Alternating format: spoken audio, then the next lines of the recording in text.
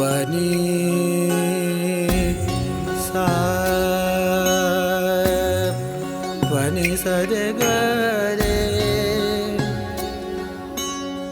पनि सरे ग सरे पा मा गरे रे ग म प ध मा गरे ने द ने रे। क्या मैं ये समझूं कि वो सब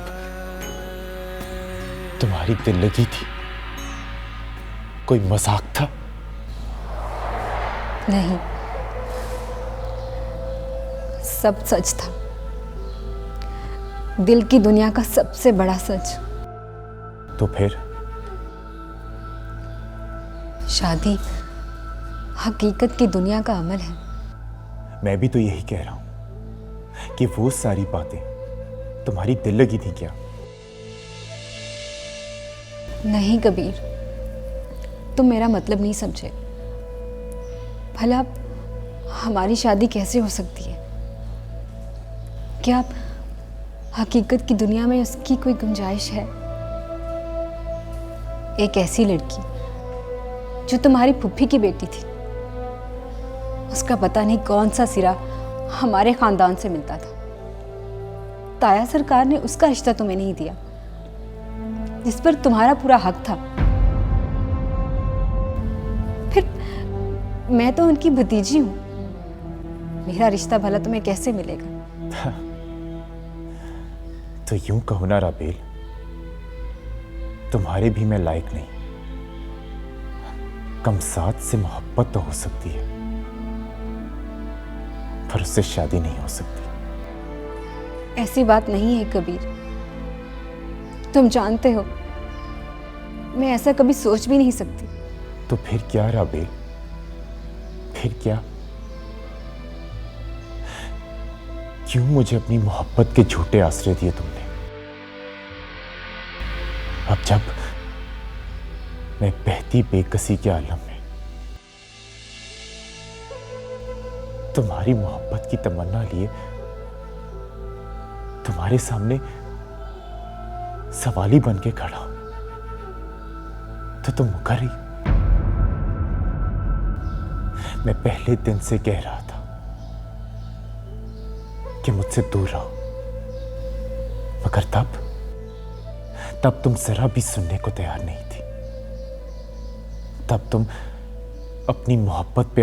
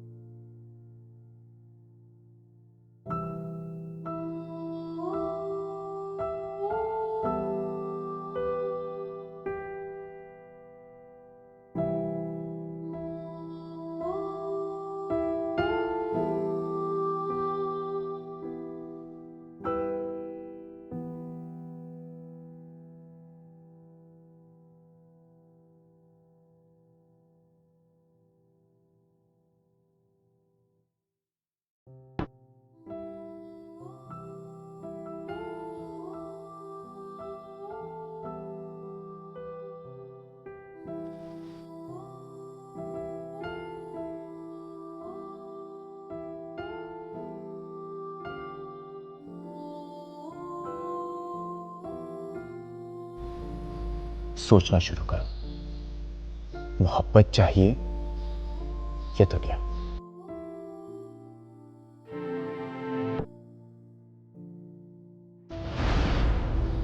सोचना शुरू करो, मोहब्बत चाहिए या दुनिया?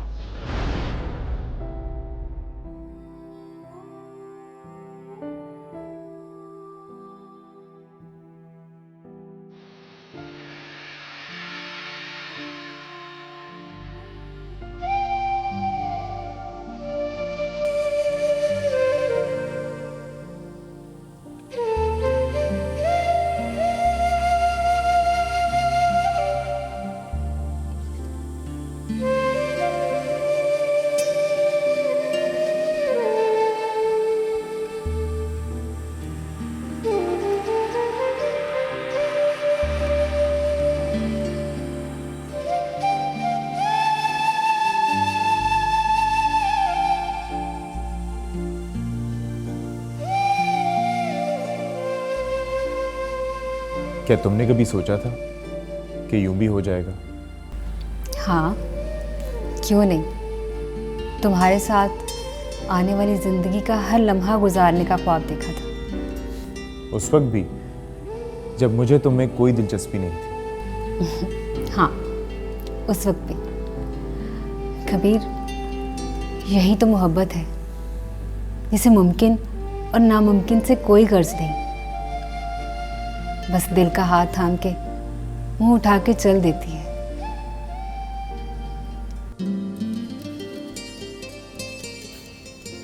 और देखो, सब सच भी हो गया। आज मैं तुम्हारा और तुम मेरी। हमारा छोटा सा घर, सारी दुनिया से अलग थलग, अजीज रिश्तेदारों के तासुब से परे परे। पता है, हम जो घर बनाएंगे ना, उसका नाम रखेंगे प्यार। और लोग हैरान हो के पूछेंगे ये क्या है, और हम कहेंगे एक छत के नीचे एक दूसरे का बना के ला खड़ा किया है।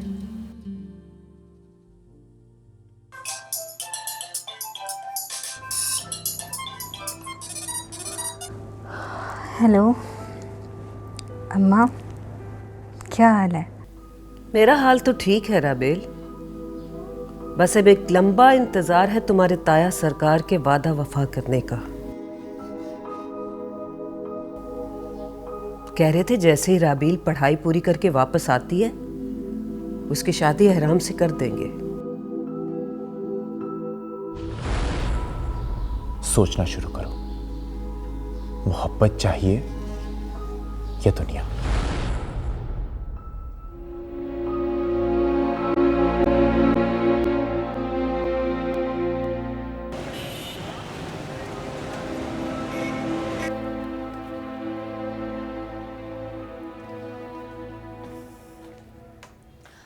अम्मा, ये शेरू चाचू ने तो अभी तक खाना खाया ही नहीं, वैसे का वैसे ही पड़ा है।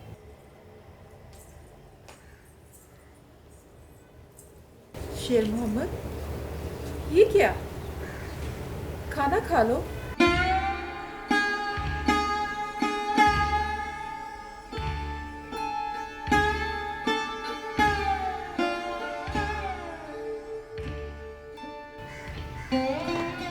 खाना खा लो, ठंडा हो रहा है। कितनी देर हो गई है।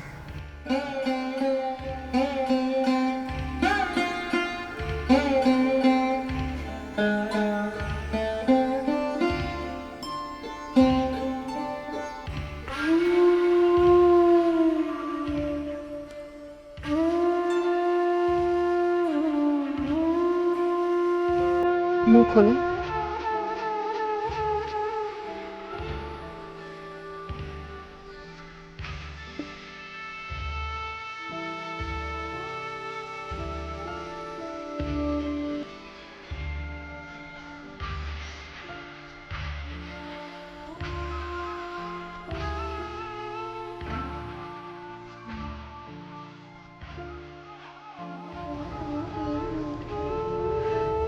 नूरा फिरोज, तू खिला दे।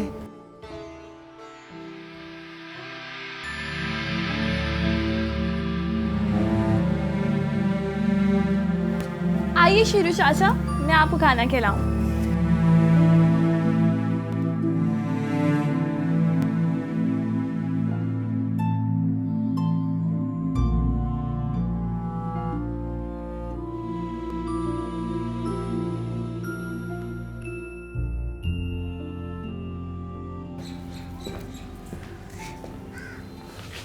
घुमाए आप हमारा छोटा सा मोहल्ला?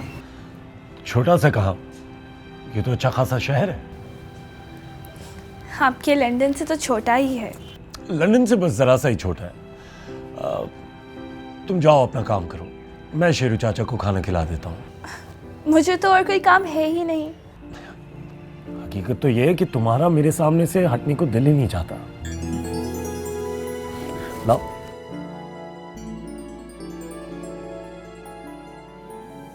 कितना ठंडा खाना है। तुम एक काम करो, इधर ही रुको, मैं इसे गर्म करके लेके आता हूं। अरे आप कहाँ जा रहे हैं? मैं करके आती हूँ ना।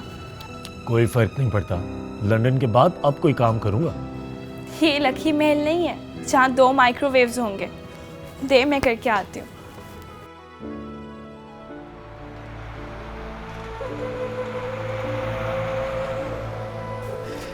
यार वैसे कितना प्यारा कलर है, ऐसी गाड़ी ना मैंने ख्वाब में भी नहीं चलाई होगी। यार वैसे वो 3 लाख की तो होगी ना? अरे दोस्त 5-6 लाख से ऊपर की होगी। यार वैसे मेरे पास ऐसी गाड़ी हो ना, मुझे तो दुनिया में और कुछ भी नहीं चाहिए। कसम से मैं तो शादी भी ना करूं, अपनी पूरी ज़िंदगी इसी गाड़ी के नाम कर दूं। अरे दोस्त, तेरी जिंदगी की जरूरत किसी को नहीं है, क्योंकि ये गाड़ी ना तुझे कोई नहीं दिलाएगा। पर इसकी असल कीमत का तो पता होना चाहिए यार। ईमान से हाथ फिसलता है इसके ऊपर। तो ले, चाट ले से। मैं क्यों चाटूं? और तेरा मसला क्या है? इतना क्यों खलता है वो बेचारा तुझे? और तेरे साथ इतना क्या कि चचा की तदफीन भी अपने हाथों से करवा रहा था। और बात सुन, मलका फूफी के साथ कौन सा ससुराली रिश्ता है उसका? है वो फुप्पी का दूर का ससुराली, उन्हीं के घर में रहती है फुप्पी। और कुछ तो शर्म करो यार तुम लोग। माना कि हम लोग गरीब हैं, लेकिन अब ऐसा भी नहीं कि इस तरह की गाड़ी पहले कभी नहीं देखी। यार वैसे ना आपस की बात है, ऐसी गाड़ियां ना मैंने सिर्फ फिल्मों में ही देखी हैं। मरो परे भूको नंगो। तेरा मसला क्या है यार? इतना अच्छा है वो बेचारा, ईमान से हमारे साथ बैठा हुआ था और गांव वालों से बातें कर रहा था, ऐसे जैसे हमारा करीबी अजीज हो। तू नहीं था ना घर पे, ये चाहता तो ना आकर बैठता बाहर मेहमानों के पास, पर वो अपना फर्ज समझकर बैठा हुआ था। ओ जा ओए, जाके उसकी छाई पे किताबें लिख। बड़ा यार लेक्चर देने वाला।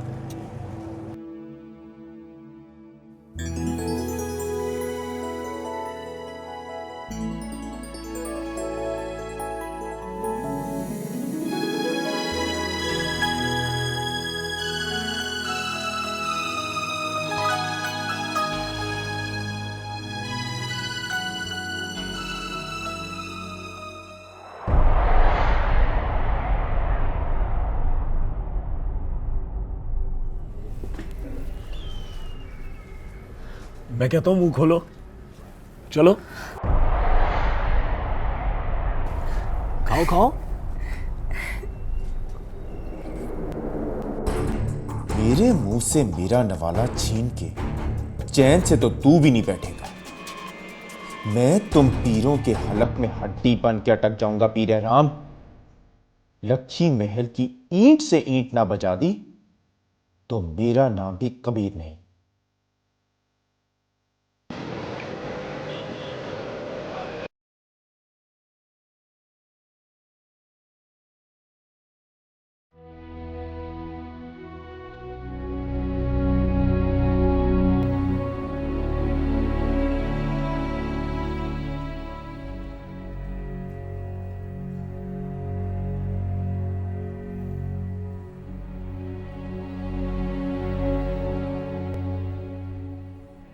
मुझे देखकर हैरान ही हो जाएगी। उसे समझ में नहीं आएगा कि मुझे कहाँ बिठाए। हो सकता है कि पहले छू के यकीन करे कि मैं हूं या मेरा ख्याल।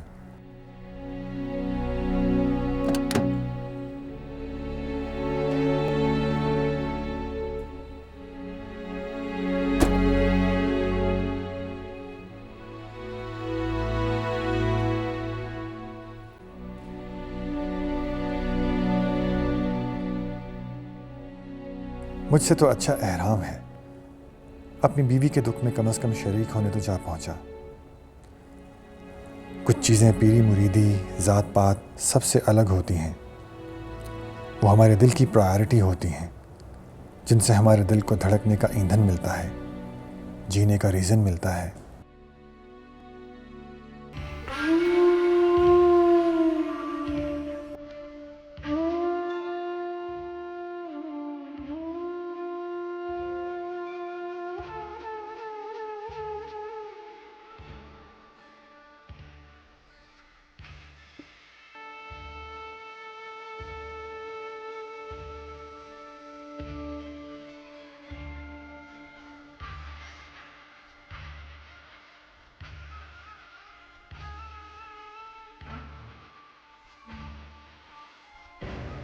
नाश्ता कर लो शेर मोहम्मद।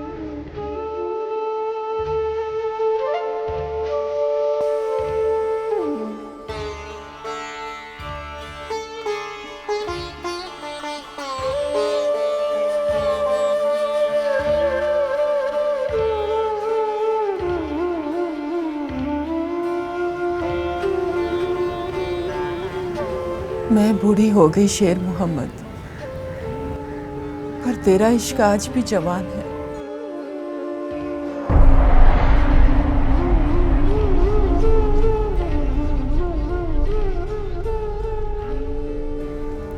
हमेशा की तरह टिकटिकी बांध के मत देख, तेरी नजरों ने ही तेरा ये हाल किया है। बोलने हंसने से क्या, ये भी इनको काबू में नहीं रखता। मैं तुझे क्या समझाऊं? मैं तो खुद इश्क की बीमार हूं। इस इश्क ने मेरे अंदर से वो हाल किया है जो तेरा बाहर दुनिया को नजर आता है।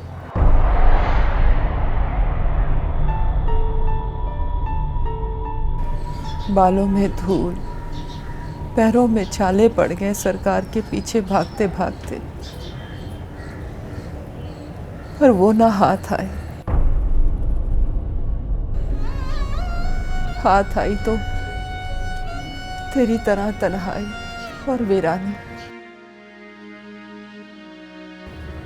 मैं तेरे साथ पली बड़ी, तेरी मंग बनी। क्या बुरा था अगर मैं मोहब्बत भी तुझसे करती।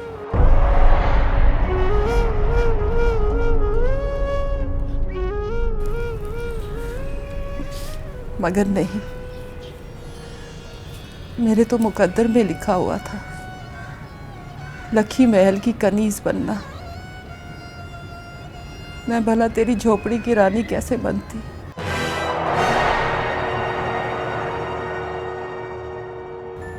तू जल्दी से नाश्ता कर ले, मैंने तेरे कपड़े धो के इस्त्री कर दी है। अभी कबीर उठता है तो उसे कहती हूँ तुझे नहला के कपड़े बदल के।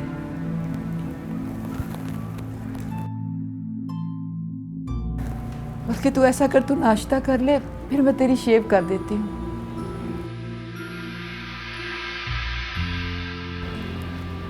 तू क्या, मैं जब से गई हूँ तू एक लफ्ज नहीं बोला। कितनी जालिम हूं मैं। चाची की रूह भी मुझे कोसती होगी।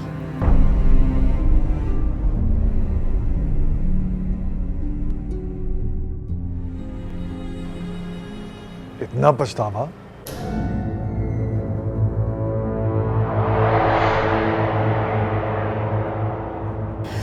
सरकार, आप क्यों? हैरानी हुई या अच्छा नहीं लगा? शायद मैं तुम्हारे नाश्ते में मुखल हो गया। वो सरकार, आप ऐसे अचानक आ गए तो ऐसे पूछ बैठी। आप आए ना, बैठे। कहाँ? तुम दोनों के दरमियान?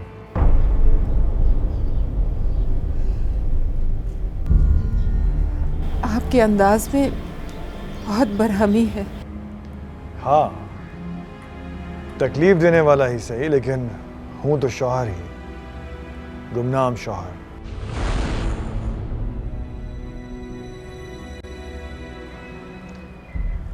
ये एहराम और नूर अफरोज कहाँ हैं? अस्सलाम वालेकुम। वालेकुम अस्सलाम। मैंने सोचा कि खुद जाके तुम लोगों से अफसोस कर रहा हूँ, लेकिन यहाँ आके पता चला कि तुम्हारी फूफी तो खुद दूसरों को तसल्लियाँ दे रही है। मजजूब है शेरू चचा। अगर उनकी इस हालत में फुप्पी ने उनकी कुछ खिदमत कर ली तो आप भी अपना दिल थोड़ा बड़ा कर लें। तो चुप कर। आप आए ना, बैठे सरकार। मैं आपके लिए नाश्ता लेकर आती हूँ। आए। इसकी कोई ज़रूरत नहीं है। एहराम कहाँ है? सो रहे अंदर। सो रहा है नहीं, सो रहे हैं। तुम लोगों की इज्जत तो मैं ठीक से करने वाला हूं।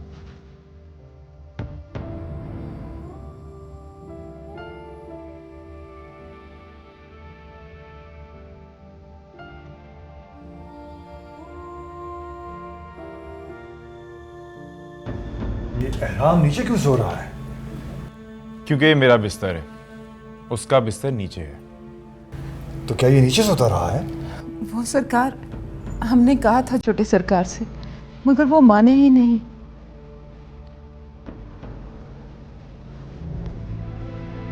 एहराम, एहराम, उठो बेटा। एहराम। सरकार, आप ये तुम नीचे क्यों सो रहे हो? सरकार, मरने के बाद हम सब ने इसी जमीन में जाना है। जमीन से कैसा नखरा? हाँ हाँ, जमीन से बना के रखो। इसी जमीन में मुंह छुपाने के लिए जगह जो ढूंढनी है तुम लोगों को।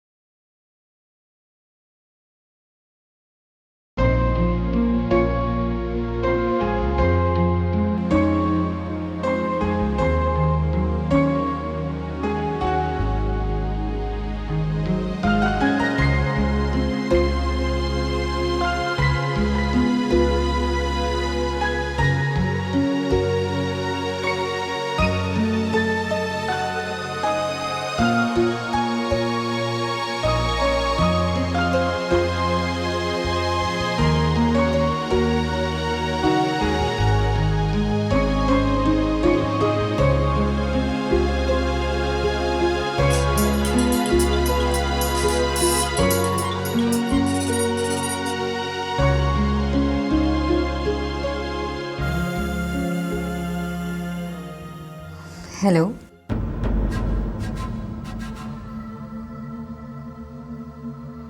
आज मेरी शादी है या फिर मौत?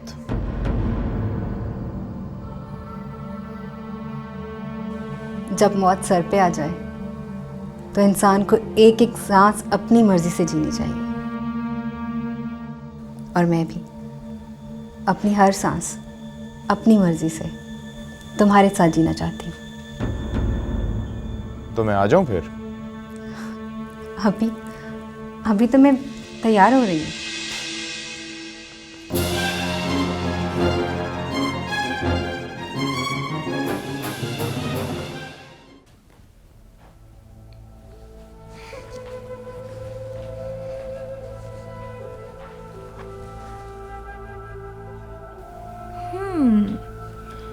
तो यानी आपने बाबा को मनाने की बिल्कुल भी कोशिश नहीं की?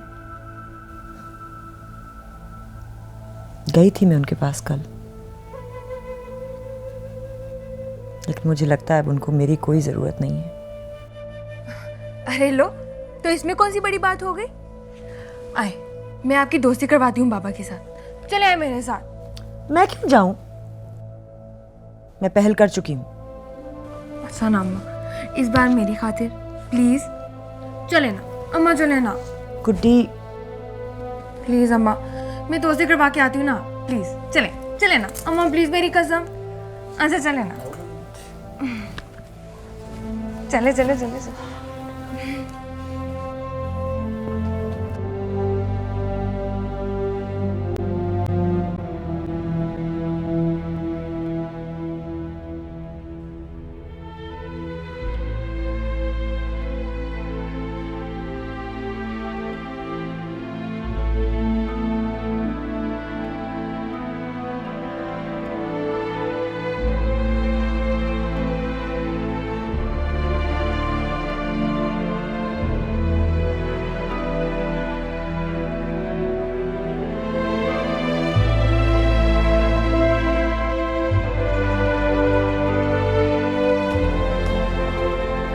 ऋषु,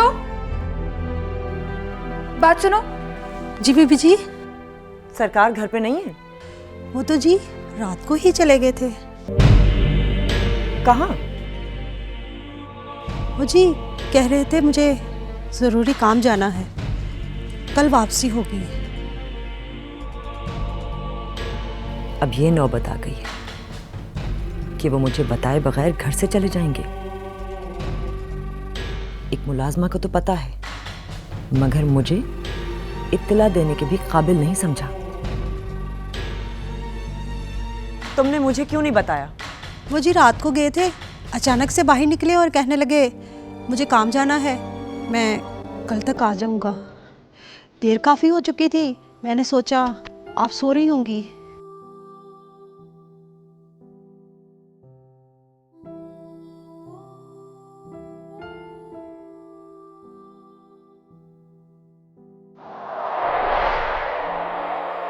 तुम क्या तमाशा देखने खड़ी हो गई हो? जाओ अंदर। जिसे देखो तमाशबीन बनके खड़ा हो जाता है, जैसे कि मैं कोई मजाक हूं। जरा आंख क्या भराई, सब जमा हो जाती हैं कि बीबी मुर्शिद की गम की कहानी जाके मेहरबानों बीबी के घर तक पहुंचाएं। अरे अम्मा, कोई इमरजेंसी भी तो हो सकती है ना बाबा को?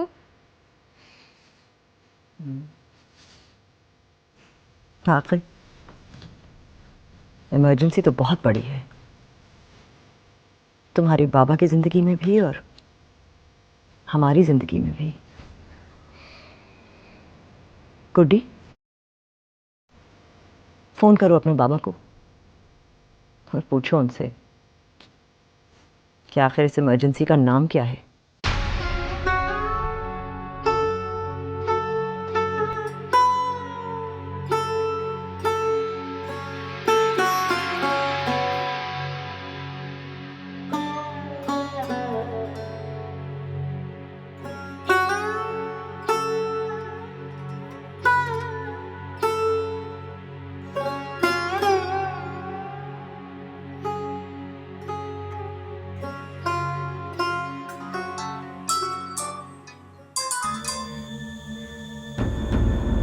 हेलो। हेलो बाबा। हाँ गुड्डी बेटा। बाबा आप कहाँ चले गए हैं? अरे बेटा, इतना परेशान होने वाली क्या बात है, मैं एक ज़रूरी काम से निकल आया था। अब वो बाबा, अम्मा परेशान हो रही थी। अपनी अम्मा से कहो मैं कहीं नहीं जाता, आ जाऊंगा रात तक अपने घर वापस।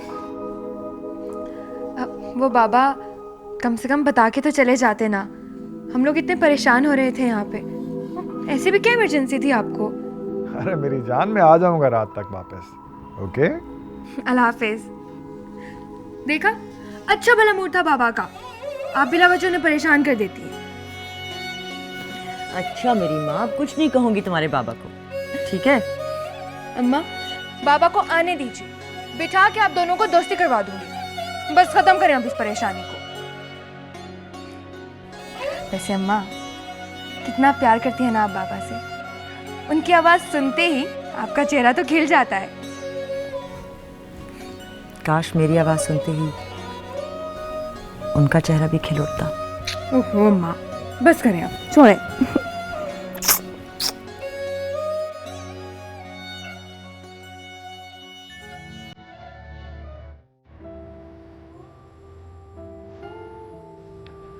वैसे आराम, लाहौर यहाँ से ज़्यादा दूर तो नहीं है। मेरा ख्याल है 20 मिनट की ड्राइव करके तुम आसानी से लाहौर वाले घर में रह सकते थे जाके। क्यों ताया सरकार, मैं लाहौर वाले घर से मिलने तो नहीं आया, मैं तो इन लोगों से मिलने आया हूँ, इसलिए मैं इधर ही रह गया। लेकिन इतने अनकंफर्टेबल माहौल में तुम कैसे रह सकते हो? कम ऑन ताया सरकार, आप जानते हैं जब मेरे दिल का माहौल अच्छा हो तो मैं कहीं भी रह सकता हूँ। हाँ, दिल का माहौल। बहरहाल नूर अफरोज और तुमको साथ ही वापस जाना चाहिए आज। मलका आराम से परसों वापस आ जाए जब सारी खिदमतें कर ले। क्यों मलका, मैं ठीक कह रहा हूं ना? तुम्हारा तो आने को दिल नहीं चाह रहा होगा वापस। नहीं, वो मैं अरे नहीं नहीं, कोई जोर जबरदस्ती नहीं है। तुम आराम से यहाँ रहो, सारे रिश्ते एंजॉय करो, फिर आना।